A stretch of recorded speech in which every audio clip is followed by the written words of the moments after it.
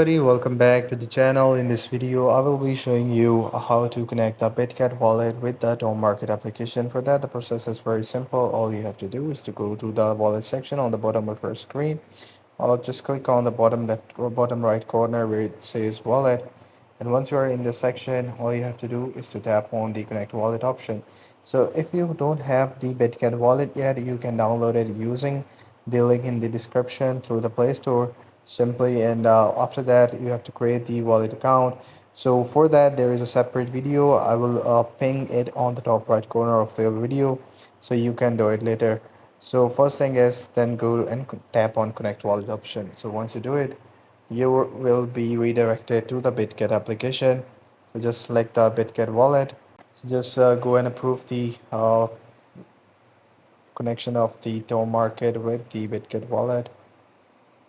Prove your verification using your fingerprinter. So once you do it, you will be able to connect your Bitget wallet with that Tomarket application. So it is that simple. I hope you find this video helpful.